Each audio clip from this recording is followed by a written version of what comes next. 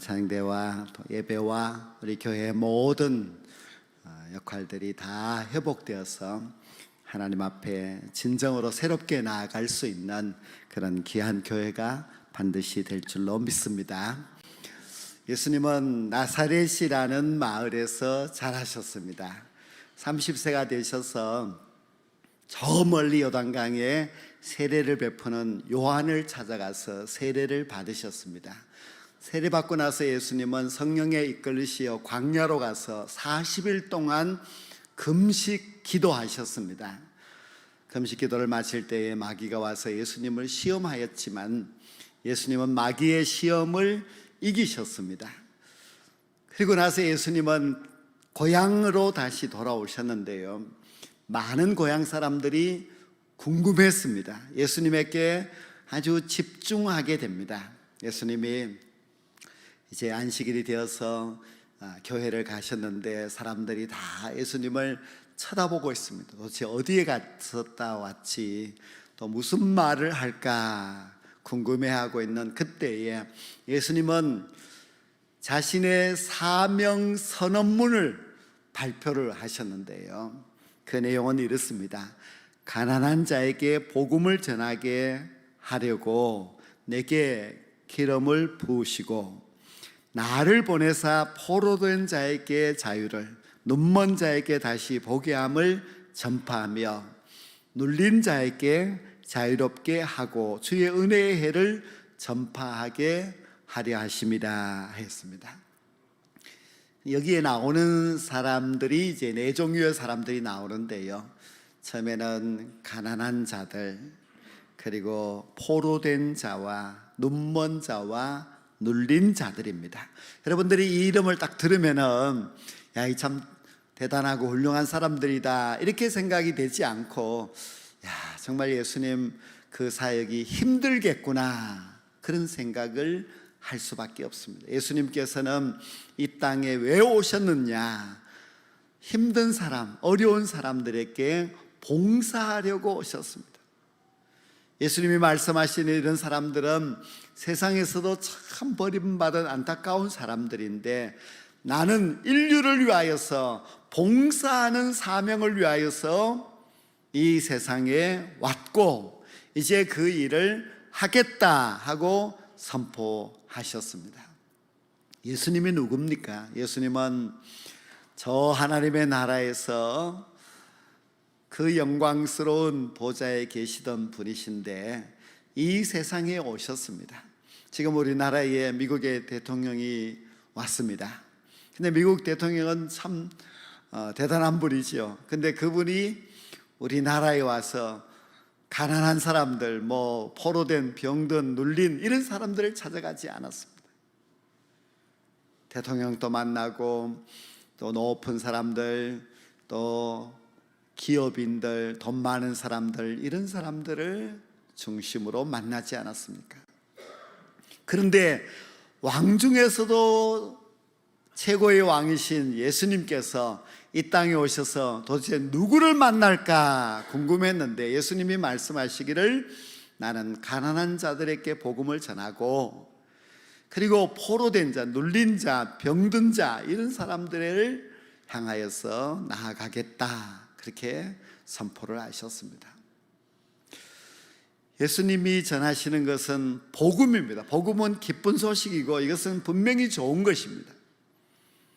그 복음의 내용은 하나님께서 이 세상을 사랑하셔서 나를 보냈다, 누구든지 나를 믿는 자는 멸망하지 않고 영생을 얻게 된다 하는 내용입니다. 그는 말로 할 수 있는 일이지요.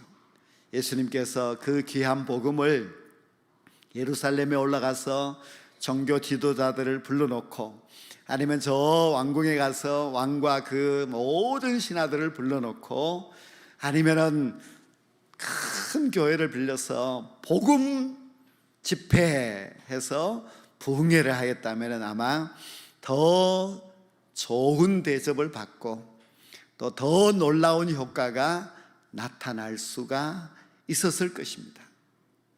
예수님의 공생애는 3년밖에 되지 않습니다. 너무 짧은 기간 동안에 해야 할 일들이 너무너무 많은데, 그렇다면 우선순위를 잘 정하고 만나야 할 사람들도 잘 정해야 되겠지요. 근데 예수님께서는 어찌된 일인지 이 세상에 오셔서 그 3년 밖에 되지 않는 짧은 공생애를 사실 때에 나는 가난한 자들, 포로된 자들, 또 병들고 눌리고 한 그런 사람들을 향하여서 그들을 놓아주고 그들에게 전파하겠다, 그렇게 말씀하셨습니다. 우리는 예수님의 그 말씀이 참 이해가 되지 않고 실망스러운 부분들이 분명히 있습니다. 좀 더 예수님께서 크게 놓으셨다면, 더 좀 확실하게 대단한 일을 하셨다면 참 좋을 것인데, 왜 이렇게 세상에서도 알아주지 않는 그런 사람들에게 가셨을까? 그런 사람들에게 복음을 전하셨을까? 그런 생각을 가질 수 있습니다. 근데 예수님은 인간을 위해서 복음을 전파로 오셨을 때에 그 복음 전파의 방법이 봉사였습니다. 예수님의 생애를 생각해 보십시오. 예수님의 생애에서 봉사를 빼고 말할 수가 없습니다. 예수님은 이 땅에 오셔서 복음을 전하러 오신 것은 맞지만은, 그 복음을 전하시는데 그 방법을 봉사를 통하여서 복음을 전하셨고, 그 봉사를 통하여서 구원의 열매를 맺게 하셨습니다. 예수님의 사역은 봉사가 중심이었습니다. 하나님의 아들이시고 메시아이시기 때문에 정말 대단한 사람을 만나고 대단한 일을 할 것이라고 기대하였는데, 우리 예수님은 먼저 가난한 사람들을 찾아가시고, 병든 사람들을 찾아가시고, 눌린 사람들을 찾아가셔서 그들을 자유케 하고 하셨습니다. 여기 본문인 누가복음 4장 말씀 계속 읽어보면은 예수님께서는 이렇게 사명선언문을 발표하시고 나서 처음 만난 사람은 귀신 들린 사람입니다. 귀신 들린 사람은 사람들이 그 누구도 좋아하지 않습니다. 가족들도 그를 버립니다. 함께 살아갈 수가 없는 외톨이인데 예수님께서 그런 사람을 찾아갔습니다. 열병 들린 사람을 찾아갔고, 예수님은 각종 병든 자들을 만나셔서 그들을 고치시느라고 밤늦도록 고생을 하셨습니다. 정말 예수님은 너무너무 힘든 일을 결단하시고 그 길을 가셨습니다. 예수님은 복음을 전하러 오셨는데 그 복음의 기쁜 소식을 말로 전하지 않으시고 행동으로 전하셨습니다. 물론 예수님이 복음의 말씀을 전하셨지만은 말만 하고 행동하지 않았다면 어떻게 되었겠습니까? 예수님은 친히 몸으로 낮고 천한 곳으로 찾아가시고, 병들고 힘없어 세상에서 버림받고 외로운 사람들을 직접 그 손으로 만지시고 그 손으로 기도해 주시고 일으켜 세워주시는 봉사의 삶을 사셨습니다. 예수님은 어느 마을에 가더라도 그 마을에 지도자를 만나서 지도자와 함께 식사하고 차 마시고 하면서 교제하고 하는 것이 아니라, 그 마을에서도 가장 불쌍한 사람, 가장 힘들게 살아가고 외롭게 살아가는 사람들에게 다가가시고 그들에게 봉사를 통하여서 복음을 전해 주셨습니다. 복음은 봉사로 전해지는 것입니다. 봉사 없이 말로만 전해지는 것이 아니라는 것을 우리 예수님께서 친히 이 땅에 오셔서 보여주셨습니다. 오늘 본 말씀에 예수님은 이런 사명을 감당하겠다 사명 선포를 하신 후에 일생 동안 가난한 자들, 포로된 자들, 눈먼 자들, 귀신 들린 사람들, 온갖 병든 사람들을 찾아가셔서 정말 힘들고 험한 그 길을 걸어가셨습니다. 예수님 당시에는 영적으로도 가난한 사람들이 너무너무 많았습니다. 그들은 정말 메시아를 기다리고 있는 사람들이었었는데 그들은 너무 힘들어서 지쳐 쓰러져 있는 사람들이었습니다. 주님은 수고하고 무거운 짐진 자들은 다 내게로 오라고 하시고 심령이 가난한 자들은 복이 있다고 말씀하셨습니다. 또 예수님 당시에는 포로된 자들이 많았습니다.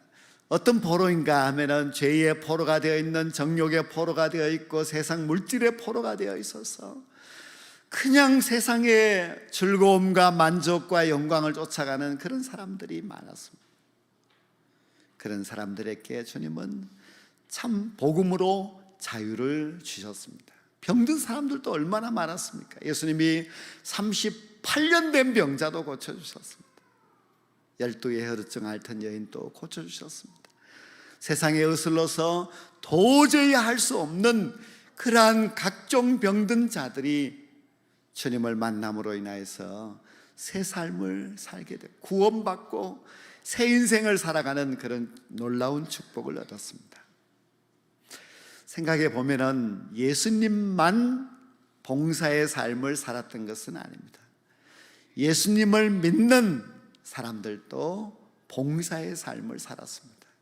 우리 한국 기독교는 이제 한 140년 정도 이 땅에 기독교 역사를 가지고 있는데요, 처음에 선교사들이 와서 가난한 사람들을 찾았습니다. 병든 사람들을 찾았고 세상에서 소외된 사람들에게 다가가서 그들에게 복음을 전하였습니다. 선교사가 와서 나는 뭐 선진국에서 왔는데 하면서 뽐내고 그냥 교회 하나 세워놓고 거기서 설교나 하고 오는 사람들을 잘 미국에서 보낸 좋은 것 맛있는 거 주고 뭐 이렇게 했다면 한국 교회가 어떻게 되었겠습니까? 전에 제가 말씀드린 광주에 와서 활동하였던 서서평 여자 선교사님, 그분은 여자의 몸으로서 많은 여인들을 만났습니다. 집에서 소박받고 쫓겨난 사람들, 병들어서 고칠 수 없어서 그냥 거린처럼 살아가는 사람들, 나병에 걸려서 오갈 데 없이 헤매이고 있는 사람들, 결혼했지만 남편이 다른 여자와 살고 있어서 치부에서 쫓겨난 사람들, 그가 만난 모든 여성들의 80%는 다 그렇게 형편없이 살아가고 있는 사람이었다고 했습니다. 그래서 그 선교사님은 그 낮고 천한 자들을 위하여서 자기의 온 몸을 헌신하였습니다. 자신은 굶주리면서 집 없는 여인들을 자기 집에 모으고 또한 버림받은 고아들을 자기 집에 모아서 그들을 먹여 살리며 살았습니다. 그래서 초기 한국 땅에서는 선교사를 보고 저 사람들 나쁜 사람이다 이렇게 하지 않습니다. 좋은 사람들이다, 정말 귀한 일을 하는 사람들이다. 초기 한국 교회를 보고서 한국 교회는 참 고마운 교회야, 그렇게 존경하고 인정받고 하였습니다. 선교사들이 이 땅에 와서 무엇을 먼저 했습니까? 학교를 세웠습니다. 이 백성들에게 그 서양의 지식을 가르쳐주고 또 아직도 너무 미개한 이 땅에서 열심히 학교를 통하여서 계몽을 시키고 또 여자 학교도 세워져서 여자들도 공부할 수 있는 기회를 가지고 왔습니다. 병원을 세워서 얼마나 많은 사람들을 치료해 주었습니까? 선교사들이 이 땅에 와서 행한 일은 봉사였습니다. 그들이 말로만 예수님을 전한 것이 아니라 예수님처럼 봉사하면서 그렇게 살았습니다. 그래서 우리 한국 교회가 이 한국 땅에서 인정받는 그런 귀한 교회가 되었습니다. 복음은 봉사하는 것입니다. 선교는 봉사를 통해서 이루어지게 되고 복음의 역사도 봉사를 통하여서 귀한 열매가 맺어지게 됩니다. 우리 예수님께서는 이 땅에 오셔서 마지막에 우리 인간을 위해서 하신 봉사가 무엇입니까? 자신의 생명을 십자가에 내어주셨습니다. 자신의 생명까지 희생하면서 온 인간을 위하여서 봉사하신 그 예수님, 그분이 바로 우리가 믿고 있는 예수님이십니다. 야고보 사도는 행함이 없는 믿음은 죽은 믿음이다. 믿음이 있노라고 하지만 행함이 없으면 그 믿음 무슨 소용이 있겠느냐고 했습니다. 우리는 다 복음을 듣고 복음을 알고 있는 사람들입니다. 봉사가 없는 복음은 그게 뭐냐? 봉사가 없는 그 복음을 가지고 무슨 열매를 맺을 수 있겠느냐? 복음의 사람이라고 하면서 봉사가 없으면은 너의 그 복음을 믿는다고 하는 것이 도대체 무엇이냐 하고 질문하고 있습니다. 교회는 복음을 전하는 곳인데 왜 교회가 바자회를 하느냐 그렇게 물을 수도 있습니다. 그러나 복음은 봉사하는 것입니다. 복음은 봉사를 통해서 열매를 맺는 것입니다. 바자회는 봉사하는 것이고 그 바자회를 통하여서 우리는 복음이 전해지기를 원하고 그 복음을 통하여서 구원받는 영혼들이 더 많아지기를 위하여서 우리가 그렇게 아낌없이 헌신하고 있습니다. 며칠 전에 제가 어느 작은 교회 목사님을 만났는데요, 안타까운 마음으로 이제 자기 교회 이야기를 해주셨습니다. 오래전에 한 남자분이 전도를 통해서 교회를 왔습니다. 그 작은 교회에 한 사람이 얼마나 귀합니까? 그래서 여기 앉으시라고 맛있는 것도 갖다 드리고 식사도 같이 하고 손님 대접을 아주 잘했습니다. 이분이 교회 오니까 자기가 대접받고 좋으니까 교회를 계속 나와서 몇 년 후 집사가 되었습니다. 집사가 되니까 더 좋아졌습니다. 사모님이 자기 밭에 와서 일도 도와주고 교인들도 바쁘다고 하면 와서 도와주고, 그래서 예수 믿으면 참 좋구나. 그렇게 시간이 지나가고 지나가서 이제 그 교회의 안수 집사가 되니까 굉장히 자기 자신이 이제 높아진 것처럼 느껴졌습니다. 이제는 뭐 자기가 무슨 말을 하면은 교인들이 다 들어주고 하니까 명령하는 자가 되었습니다. 그래서 교회에 나오지도 않고 전화 걸어서 이것 하세요, 저것 하세요 이렇게 합니다. 그랬던 그분이 이제는 장로로 피택이 되었습니다. 그 목사님의 마음은 봉사도 배우지 않고 봉사도 하지 않는 사람이 세월이 지나서 장로가 되었는데 과연 이분이 교회를 위해서 무엇을 할까 고민이 된다는 이야기입니다. 교회도 마찬가지입니다. 교회가 역사가 몇 년이 되었느냐, 그 교회 교인이 몇 명이 모이느냐, 그것이 중요하지 않고 그 교회가 얼마나 봉사하느냐, 봉사의 마음과 봉사의 행함이 있느냐 하는 것이 참 중요합니다. 어느 교회가 그 지역에서 이 교회는 이 지역에서 없어서는 안 될 교회야, 이 교회는 너무너무 우리에게 고마운 교회야, 우리 교회야, 그렇게 인정을 받는다면 그 교회는 잘한 것입니다. 왜 그런 인정을 받습니까? 그 교회가 그 지역 사회를 위해서 봉사했다는 뜻입니다. 아무런 봉사를 하지 않았다고 생각해 보십시오. 그 지역 사람들이 이 교회가 이곳에 있어서 우리에게 너무 손해야, 시끄러워, 차도 막 가지고 와서 막 세우는데 주차도 불편하고 너무너무 싫어. 그 교회가 싫다. 왜 싫으냐? 그 교회가 선한 영향력을 아무것도 끼치지 않았기 때문입니다. 성도도 마찬가지입니다. 우리가 봉사할 줄 모르면은 다른 모든 성도들에게 저 사람은 뭐야? 왜 저 직분을 가지고 있는 거야? 왜 저렇게 오랫동안 교회를 다니는데도 할 줄을 모르는 거야? 왜 봉사할 줄 모르는 거야? 그런 말을 들으면은 우리가 너무 가련합니다. 예수님이 우리에게 보여주신 것은 봉사였습니다.